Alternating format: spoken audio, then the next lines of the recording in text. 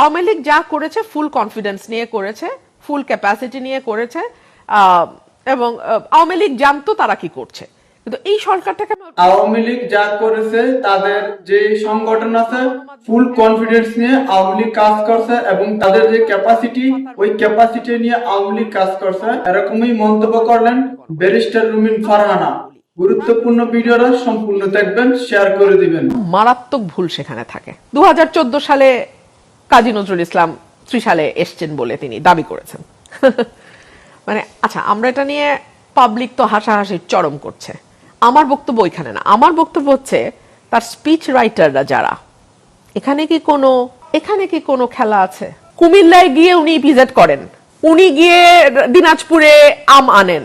আমি সত্যিকার অর্থে যদি আমাকে জিজ্ঞেস করেন, আমি যেহেতু নেতাদের বাড়ি বাড়ি গিয়ে পা ধরে বসে থাকি না, গুহ্য কারণ আমি জানি না। অ্যাপারেন্টলি আপনারা যেটা দেখেছেন, সবাই বাংলাদেশ যেটা দেখেছে, যে জমিয়াতে উলামা ইসলামের সঙ্গে তাদের জোট হয়েছে, তারা 4টা আসন দেবে, তার মধ্যে আমার আসনটা। সম্ভবত তারেক সাহেব, যেটা মানে আমি 3 মাসের এক্সপিরিয়েন্স থেকে যেটা দেখছি, উনি সম্ভবত ধারণা করেছিলেন যে আমি দাঁড়াবো না, স্বতন্ত্র দাঁড়ালেও যে তার কোনো প্রশ্ন নাই। ওভার কনফিডেন্স, সুপার কনফিডেন্স এবং সুপার অ্যারোগেন্স সব মিলিয়ে ধরে নিয়েছিলেন যে ও যাবে কই, ওর গতি কি, যেটা এইসব দলের, এই বর্জুয়া দলগুলোর যেটা থাকে আর কি, অ্যারোগেন্স, মাত্রা ছাড়া অ্যারোগেন্স।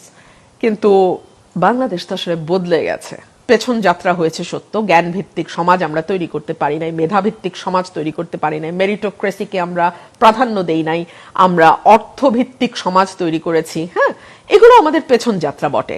তবে একই সঙ্গে মানুষ কিন্তু, বিশেষ করে এই 5ই অগস্টের পরে, মানুষ কিন্তু ওই যে একটা রাজা প্রজার সম্পর্ক, ওই জায়গাটা কিন্তু ভেঙে গেছে মানুষের। মানুষ কিন্তু এখন প্রশ্ন করে, মানুষ কিন্তু এখন মুখের উপর জবাব দিয়ে দেয়।